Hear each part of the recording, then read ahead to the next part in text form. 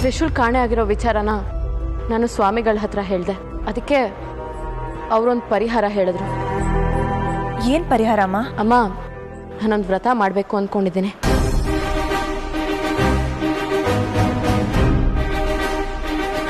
ಆ ವ್ರತ ಪೂರ್ತಿ ಆದ್ರೆ ನನ್ನ ಸಮಸ್ಯೆ ಎಲ್ಲ ಪರಿಹಾರ ಆಗತ್ತಂತೆ. ಹೌದಾ? ಯಾವ ವ್ರತನಮ್ಮ? ಸುಮಂಗಲಿ ವ್ರತ.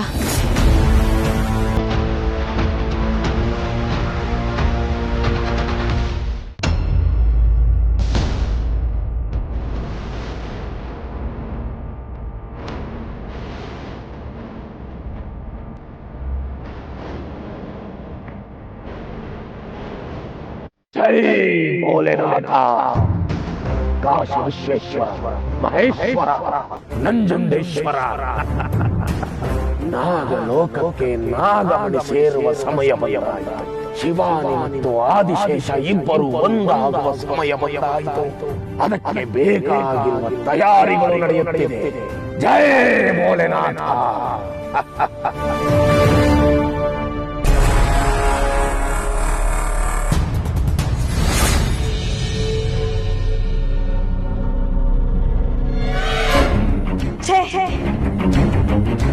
ನನಗೆ ಪಾರದರ್ಶಕ ಶಕ್ತಿ ಇದ್ದಿದ್ದರೆ ಆ ಕನ್ಯೆ ಯಾರೆಂದು ನೋಡಬಹುದಾಗಿತ್ತು.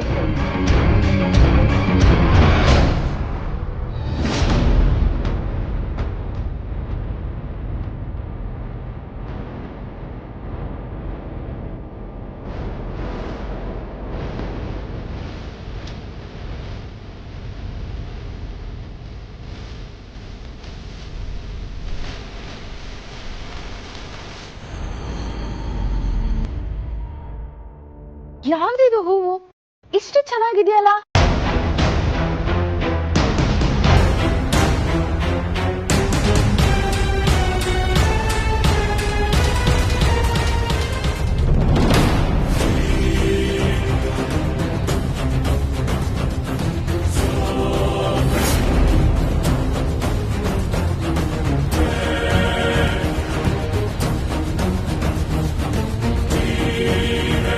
ಅವಳೆ ನಾನು ಹುಡುಕುತ್ತಿರೋ ಮಾನವ ಕನ್ಯಾ ಅವಳೆ. ನನಗೆ ಬೇಕಾದವಳು ನನಗೆ ಸಿಕ್ಕಿದಳು. ನಾನು ಸಾಧಿಸಿದೆ.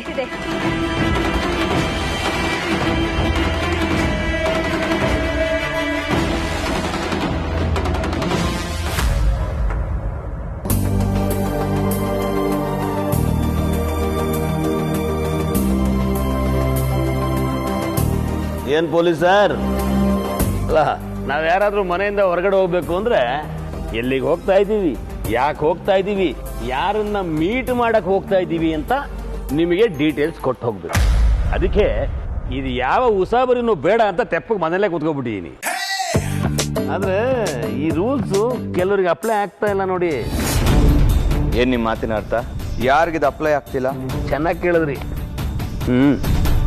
ಇನ್ಯಾರು? ಶಿವಾನಿ. ಇವಳು ಪಾಡಿ ಇವಳು ಹೋಗ್ತಾಳೆ, ಇವಳು ಪಾಡಿ ಇವಳು ಬರ್ತಾಳೆ.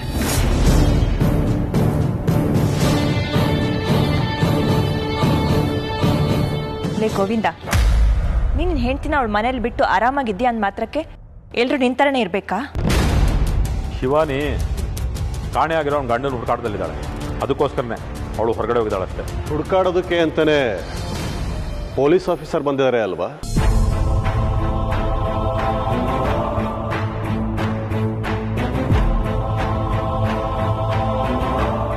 ಇವ್ರ ಕರ್ತವ್ಯ ಇವ್ರು ಮಾಡ್ತಾ ಇದ್ದಾರೆ ಅಂದ್ ಮಾತ್ರಕ್ಕೆ ಅವಳು ಸುಮ್ಮನೆ ಇರಕ್ಕಾಗತ್ತಾ? ತ್ರಿಶೂಲನ್ನ ಹುಡುಕ್ಬೇಕು, ಅವಳು ಹುಡುಕ್ತಾ ಇದ್ದಾಳೆ ಅಷ್ಟೇ. ಶಿವಾನಿ, ಎಲ್ಲಿಗಮ್ಮ ಹೋಗಿದ್ದೆ? ನಾನು ದೇವಸ್ಥಾನಕ್ಕೆ ಹೋಗಿದ್ದೆ ಅಜ್ಜಿ. ತ್ರಿಶೂಲ್ ಕಾಣೆ ಆಗಿರೋ ವಿಚಾರನ ನಾನು ಸ್ವಾಮಿಗಳ ಹತ್ರ ಹೇಳಿದೆ. ಅದಕ್ಕೆ ಅವರೊಂದು ಪರಿಹಾರ ಹೇಳಿದ್ರು. ಏನ್ ಪರಿಹಾರ ಅಮ್ಮ? ಅಮ್ಮ, ನಾನೊಂದು ವ್ರತ ಮಾಡಬೇಕು ಅಂದ್ಕೊಂಡಿದ್ದೀನಿ.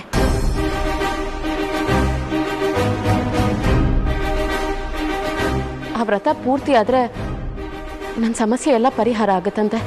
ತ್ರಿಶೂಲ್ ಕೂಡ ವಾಪಸ್ ಬಂದ್ಬಿಡ್ತಾನಂತೆ.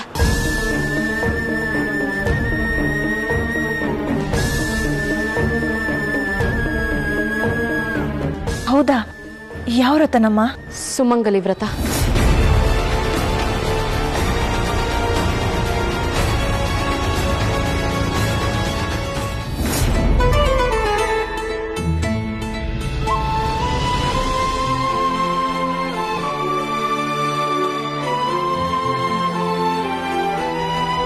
ಮೋಹಿನಿ, ಹೋದ ಕೆಲಸವೇನಾಯ್ತು? ಸಿಕ್ಕಿಬಿಟ್ಟಳು ಶೇಷನಾಗ.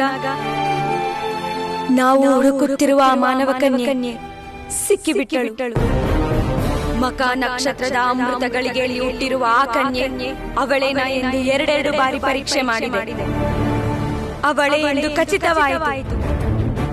ಶೇಷನಾಗ, ನಮ್ಮೆಲ್ಲ ಕಷ್ಟಗಳು ತೀರಿ ಹೋಯಿತು. ನೀನು ಆ ಕನ್ಯೆಯನ್ನು ಮದುವೆಯಾಗಿ ನಾಗಮಣಿಗೆ ಜೀವಾತ್ಮವನ್ನು ತುಂಬಿ ಆ ನಾಗಮಣಿಯ ಜೊತೆ ನಾವಿಬ್ಬರು ನಾಗಲೋಕಕ್ಕೆ ಹೋಗಿ ಅಲ್ಲಿ ನಮ್ಮ ಸಾಮ್ರಾಜ್ಯವನ್ನು ಕಟ್ಟುವುದೊಂದೇ ಬಾಕಿ. ಗೆದ್ದು ಬಿಟ್ಟೆವು ಶೇಷನಾಗ, ನಾವು ಗೆದ್ದು ಬಿಟ್ಟೆವು.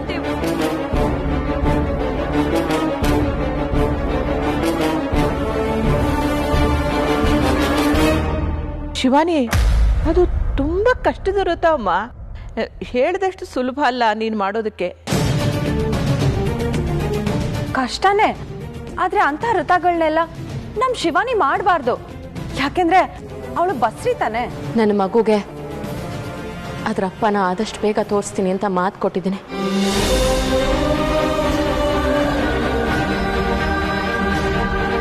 ಅದಕ್ಕೆ ನನ್ನ ತ್ರಿಶೂಲ ನಾನು ಹುಡುಕ್ಲೇಬೇಕಲ್ವಾ? ವ್ರತ ಎಷ್ಟೇ ಕಠಿಣವಾಗಿರಲಿ, ಏನೇ ಕಷ್ಟ ಬರಲಿ, ವ್ರತನ ಪೂರ್ತಿ ಮಾಡೇ ಮಾಡ್ತೀನಿ. ನನಗೆ ನನ್ನ ತ್ರಿಶೂಲ್ ಬೇಕು.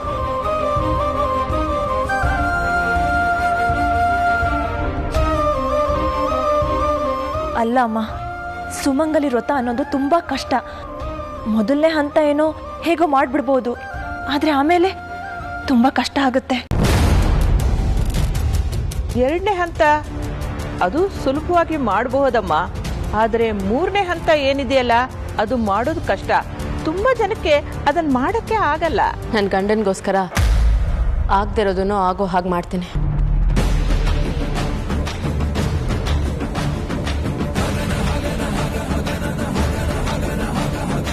ಅದು ಏನೇ ಅಡ್ಡ ಬರಲಿ, ಯಾವುದೇ ಕಷ್ಟ ಎದುರಾಗಲಿ, ನಾನು ಅದನ್ನ ಎದುರಿಸಕ್ಕೆ ತಯಾರಿದ್ದೀನಿ ಅಜ್ಜಿ. ವ್ರತದ ಬಗ್ಗೆ ದೇವಸ್ಥಾನದ ಶಾಸ್ತ್ರಿಗಳ ಹತ್ರ ಮಾತಾಡ್ಕೊಂಡು ಬಂದಿದ್ದೀನಿ. ಅವ್ರು ಬರ್ತಾರೆ. ಅವ್ರ ಸಹಾಯದಿಂದ ಈ ವ್ರತನ ನಾನು ಸಂಪೂರ್ಣ ಮಾಡ್ತೀನಿ.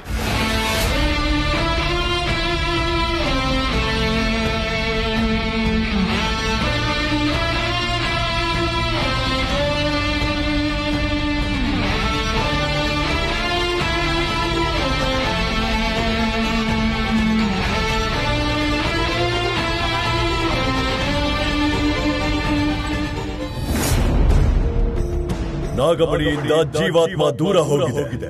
ಅದನ್ನ ಪೂರ್ವ ಸ್ಥಾನಕ್ಕೆ ತರಲು, ನಾಗಮಣಿಗೆ ಮತ್ತೆ ಆ ಚೈತನ್ಯ ತುಂಬಲು ಶಿವಾನಿ ಸುಮಂಗಳ ವ್ರತ ಮಾಡ್ತಾ ಇದ್ದಾಳೆ. ಯಾರು ನಾಗಮಣಿಗೆ ಜೀವಾತ್ಮ ತುಂಬಲು ಕಾರಣ ಆಗುವರೋ ನಾಗಮಣಿ ಅವರಿಗೆ ಒಲಿಯುತ್ತೆ. ಆದಿಶೇಷ ಅವರಿಗೆ ಸೇರ್ತಾನೆ. ಅವಳ ಪೂಜೆಗೆ ಯಾವುದೇ ಕಾರಣಕ್ಕೂ ಭಂಗ ತರಬಾರ್ದು ಅಂತ ಹೇಳಿದ್ರು ಗುರುಗಳು. ಇಲ್ಲ ಅಂದ್ರೆ ತೊಂದರೆ ಆಗುತ್ತೆ ಅಂತ ಹೇಳಿದ್ರು. ನಾನೇ ಸುಮಂಗಲ ವ್ರತ ಮಾಡ್ತೀನಿ ಅಂದಾಗ ಆಗದು. ಶಿವಾನಿ ಆದಿಶೇಷನ ಅರ್ಧ. ಅವಳಿಗೆ ಆ ಹಕ್ಕಿದೆ. ನೀನು ಅದೇ ಪೂಜೆ ಮಾಡಬೇಕು ಅಂದ್ರೆ ಶಿವಾಲಯಕ್ಕೆ ಹೋಗಿ ಆದಿಶೇಷನನ್ನ ನಿನ್ನ ಮಾನಸ ಪತಿ ಎಂದು ಸಂಕಲ್ಪ ಮಾಡಿ ಪೂಜೆ ಮಾಡು. ಒಳ್ಳೆಯದಾಗುತ್ತೆ.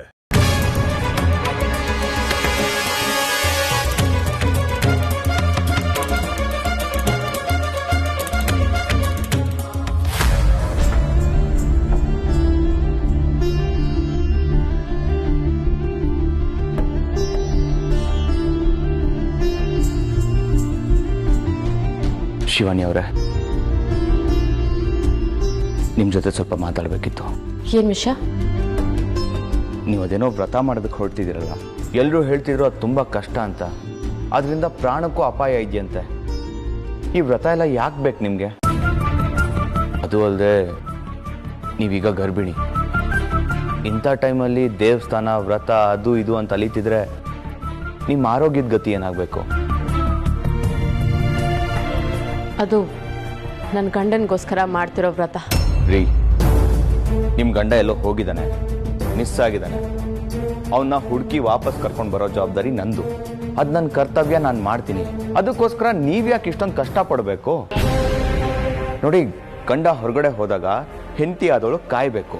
ಅದು ಬಿಟ್ಟು ಈ ವ್ರತ ಎಲ್ಲ ಮಾಡಿದ್ರೆ ನಿಮ್ಮ ಆರೋಗ್ಯ ಹಾಳಾಗಲ್ವಾ? ಶಿವಾನಿ ಅವರೇ, ನಿಮ್ಮನ್ನೇ ಕೇಳ್ತಾ ಇರೋದು, ಯಾಕೇನು ಮಾತಾಡ್ತಿಲ್ಲ?